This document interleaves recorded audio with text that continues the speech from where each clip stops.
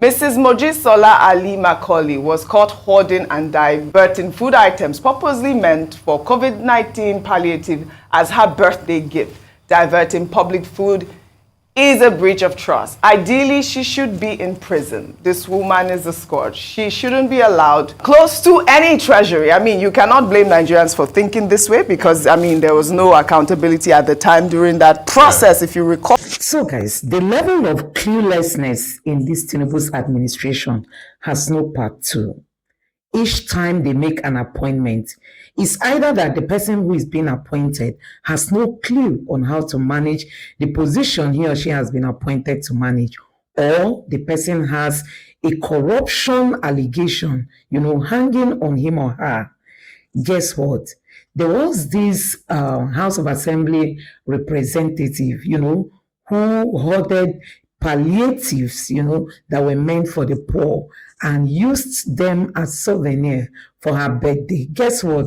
The Tinubu's administration, out of more than 200 million persons in Nigeria, has found that same lady as the only one qualified to be given the latest appointment by the Tinubu's administration.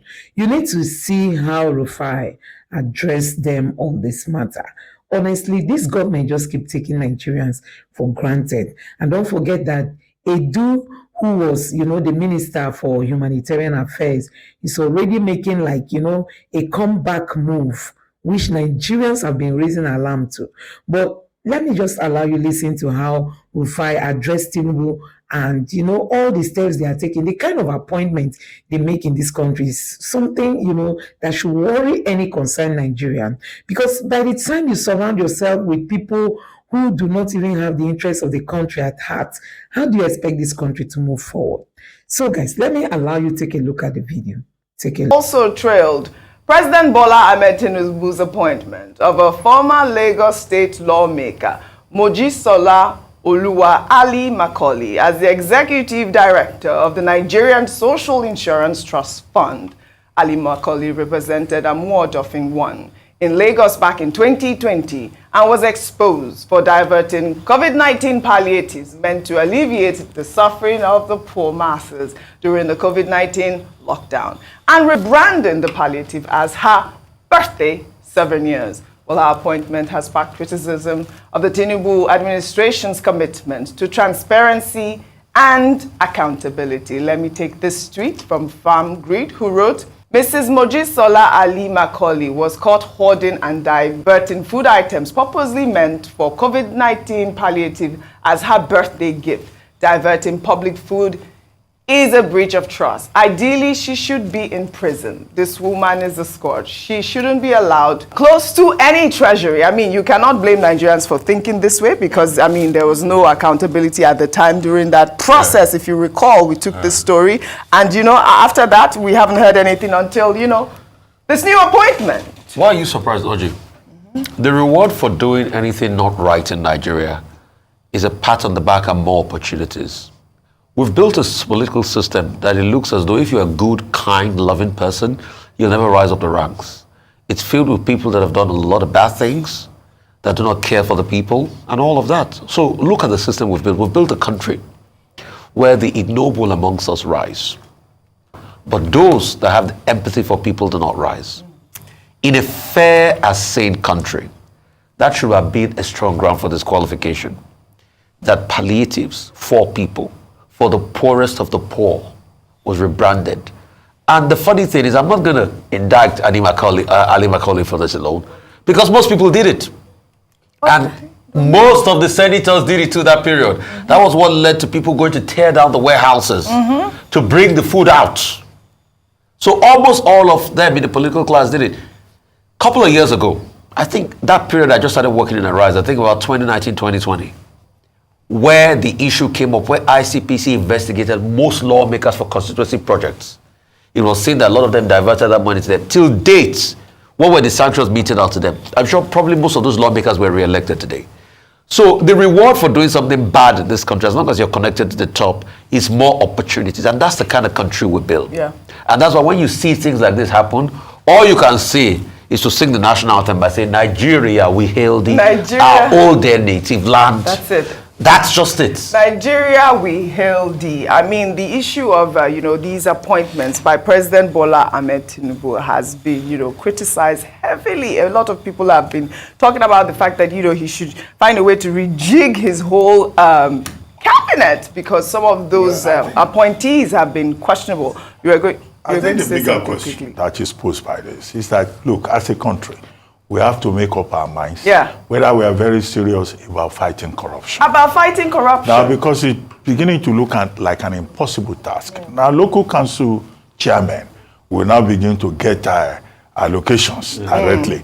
You are creating, willy-nilly, the law is the law, yes, but you are creating another 774 local councils. Chiefdoms. How many local councils would the EFCC or the NFIU be targeting and, all the accounts, illegal accounts that they all open? Now, if somebody was caught, all of them have done it, but if somebody was openly identified as someone who converted palliatives to personal use, should the person be rewarded with a bigger appointment? Now, this Mrs. Macaulay has now been appointed Executive Director Operations at the National Social Insurance Trust Fund. It's not Executive Director Research. Operations. She will be in charge of operations. with all the implications that connotes. So the Nigerians who have expressed anxiety, you can't blame them. You cannot blame them at all. Because look at this. Even if this is an opportunity for redemption, what is her record? As a word of fame, but they say she's APC chieftain. It looks like APC chieftains are the ones always in charge. Lagos APC chieftain. Always in charge of palliatives. Indomine, you have to say it. Ordinary Indomine, they can't give us this is why these bags of rice that they are given to the state. They have to. Those bags of rice are not only for APC. No. People who are not APC, people who are not even politicians, they also like to eat rice. We like to eat rice. I think we ate rice. Yes, for the first time I ate rice. Chairman of a rice group. Jollof rice. I ate rice and chicken. That chicken that you love so much. I mean, you ate on Sunday. You ate on Monday. Chairman did well. He did very well. I think Chairman should do it for the whole week. For the whole week. I mean, they are distributing rice to all the states. Why not every week? We need more rice. Before I come to you guys, I need you to talk because Dr. Bati has talked about the APC and what they are doing. Well, in the meantime, a campaign billboard of President Bola Ahmed Tinubu for his re-election in 2027 as making rounds on social media. Barely a year in office. Well, on the billboard is a picture of Tinubu holding his wife, Remy, with the inscription, Grassroots Support for Tinubu 2027. The billboard, which is said to have been sponsored by a group called Dark Martyrs, is mounted close to the National Stadium in Abuja. You've seen this, I've seen this for a week now, and it's still there. I mean, this is campaign season. I don't know if INEC has even announced any sort of one of the biggest timetable. If Nigerians can be cured or delivered. Is this legal? I mean, Dr. Bati, I mean, the timeline hasn't opened yet for campaign season. Not even talk about announcement of election dates or anything close to elections. It's often said that the first 2 years is for governance. By the time you enter third year, they're strategizing. Now, the people have taken the time back, meaning that now hustling for tickets and elections coming earlier. But if only we can be rescued and delivered from eye service in this nation, and praise singers and sycophants, maybe we'll do a little bit better. I think we interviewed the man who is behind this billboard, and he said that he's done so fantastically well in 1 year plus that they are already giving him. I mean, the Senate president gave him 4 years, 4 extra years. So what are we talking about here? But the truth is, going back to Mrs. Ali Macaulay, I'm passionate about that because we've advocated for more women appointments. President Tinubu promised, I think, 35%. And so when we're talking about incompetence, which is something that has come up a lot of times, incompetence and corruption and how both of them feed each other, we cannot move forward as a nation if it is only based on man, no man, who knows who. And not on I mean, I don't know what her records are in terms of giving her that position as ED operations, but her record in terms of morality doesn't speak a lot. All right, we need to keep speaking up. Shall we take our final story? Dark Matters. Dark Matters. What does it engage in dark matters? Meantime, a post like you have just mentioned on the X account of the embattled Minister of Humanitarian Affairs and Poverty Alleviation, Betta Edu, who remains officially suspended over an alleged 585 million naira scandal in the ministry, has caused a frenzy on social media. The post was a screenshot of a condolence message to the victims of the Just building collapse using the letterhead of the Ministry of Humanitarian Affairs. The statement reads in part, "Our hearts are heavy with sorrow for the families who have lost their loved ones and for the community enduring this devastating ordeal. In times like this, we find ourselves united in our shared grief and determination to support one another through this tragedy." The letter has raised more than a few eyebrows, with some suggesting that the minister has been quietly reinstated, bypassing formal processes and public scrutiny. Ayo, obviously, you would know that this has caused a lot of reactions. I mean, Rufai has tried to reach out to her. Yeah. I mean, her, Twitter account is at this point private. You have to actually request and get into her account to actually see the letter. But the letter is everywhere. The letter is circulating, and and she hasn't debunked it as of yet. But I know we also wanted to talk about the Just building collapse yesterday, which is quite an unfortunate incident. It wasn't just Just. There were other places that these buildings have collapsed. I mean, her letter is welcomed, but she has definitely flouted a lot of rules by posting that letter. Absolutely. If she used the ministry's head letter to write it. I think beyond hearing from Dr. Betta Edu herself, I think also we do need an explanation from the EFCC. Right. Since I was here talking about how the chairman of the EFCC has made efforts in fighting corruption, and he was leading that walk on the deal against I think anti-corruption. Mm-hmm. We need an explanation from the EFCC. Is she still under investigation? Where are they in the process? What has come out of that investigation, so that we don't have situations as we've had in the past where we just have announcements of these figures who then become sacred cows where nothing is done to them, and they nicodemously come back into their position as it seems.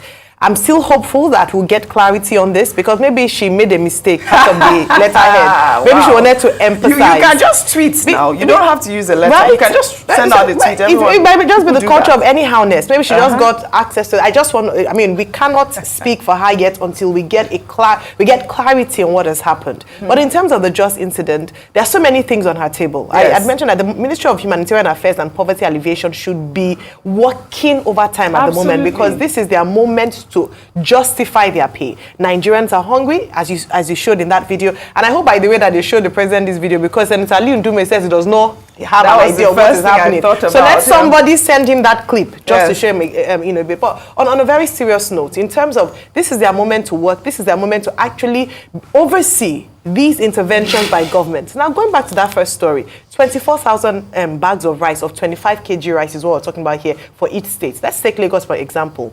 20 million people in Lagos State. A large percentage of that number are hungry. What can 24,000 bags of rice do for people? Instead, it will cause more chaos. Remember in the incidents where people trampled upon each other because they were trying to pay, I think it was the customs, cheaper food. We create more chaos, and we turn into animal farm, jungle. You saw the bread, when people were trying to buy bread, that they were throwing bread. It just makes Nigeria, it dehumanizes Nigerians when we give, a little drop into a mighty ocean. It doesn't go anywhere. And so the recommendations that we find mentioned in terms of the bigger conversations we should be having. One thing we didn't also talk about is security. Yes. We cannot talk about improving farming, getting people to go back to their farming insecurity. This is the issue that we've been talking about a number of times. They have to sort all those things out. While palliatives are great, it all boils down to effective distribution at this time. But Dr. Batti, I'd like for you to speak on Betta Edu's letter, alleged letter, which she posted on X, that has been causing all this brouhaha. Okay, number one, the fact that Betta Edu was implicated in the opening of accounts at the Ministry of Humanitarian Affairs and Disaster Management, I think it's a matter that is already being addressed by the EFCC. We may not necessarily be insisting that we should be given updates on the investigations. One of the details, they said that about 80 or more than that number accounts were opened. And then, it may compromise the investigation process. It's important to know how the state works. So it's not as if they'll be investigating and EFCC will be coming every day to come and tell you this is where we are with the investigation. But it's most unfortunate what has happened at the Ministry of Humanitarian Affairs and Disaster Management, to the extent that the former minister and the present minister are, so to speak, in the eye of the storm. Maybe that ministry should even be scrapped, since it's not meeting its objectives, you know, after they have completed their investigation. Or they should rename the ministry. Maybe they should find another name for it, or plug whatever holes, you know, that make it possible for people to say, oh, this is a ministry where we just distribute money and nobody knows where the money is going. Now, about the letter-headed paper, well, what is shown on the screen did not indicate the letter-headed paper. I will have felt better. Oh, it's there. I didn't see it. I'll send it to you. Yes, so, you know, that also has to be established properly and to make sure that it is not AI generated. So it says because better edu than at the bottom. This is a platform, you know, on social media, I think, that reported this. We just need to be sure. On her Twitter. And if she's still using the letter-headed paper, you know, while she's on suspension, that would be a wrong thing to do. Yeah. You know, but haven't we seen in this same country where a minister was using letter-headed paper of a ministry to invite people to her husband's birthday party? So this is the kind of thing that you'll find in this country. Yeah. Number three of the matter is that as an individual, right, she's well within her rights to express concern this is the point. about the school. I mean, yes, this so is the whether great, you know, at that level as a human being, yes, she can have that empathy. Right. But I know that many Nigerians would like to see the matter of the Ministry of Humanitarian Affairs and Disaster Management, you know, addressed, because that ministry does not have a good record for managing disaster. Yes. Instead, it creates disaster. I mean, wasn't it the other day we talked about Sadia Umar Farouk? That they were telling her to account for the former... I said the former minister. Yes. You know, that ministry creates disaster. And that's why I think, in terms of nomenclature, apart from the corruption issue being investigated, maybe they should even change the name of that title. Yes. I can't immediately think of an alternative title. A social welfare program, like we've always had. Just a regular social Ministry of Social Welfare. Ministry of Social Welfare. I mean, it's just a simple, you know. President Tinubu changed it from Ministry of Disaster Management to Poverty Alleviation. Poverty Alleviation. They are not alleviating poverty. It's really just social. Like, there's no country in this world that doesn't have a program for the poorest of the poor. I mean, America, you know, with your social security number, they can, you know, find your details. They distribute food stamps and all of that to the poorest of their citizens. One ministry cannot alleviate poverty. Ministry of Health is alleviating poverty. Ministry of Housing is alleviating poverty. All right. All the ministries are to alleviate poverty. So they must take another look at the nomenclature. Absolutely. And take another look at the processes. I love that point. Well, all right. In the meantime, reactions have also... So, guys, you can see it. Honestly, the level of cluelessness that this government is manifesting is something that should worry any Nigerian.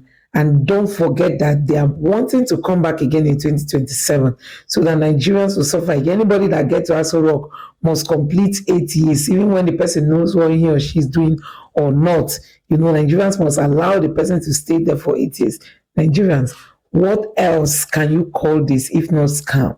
I mean, what else can you call this if not scam? That you see somebody who is not competent and you just allow the person to be your leader because he or she must complete 8 years in office. And that is why things are not working in this country. People are not punished for wrongdoing. Edu is already warming up to come back, you know, meaning that she was never interrogated, nothing. And you can see somebody who once hoarded palliatives that were meant for the poor. She hoarded them. Now she's being elevated, you know, to handle even a higher position than what she was handling before. So, guys, let me know what you think about this in the comment section below. Please don't forget to subscribe to the channel, turn on the notification bell. Thank you.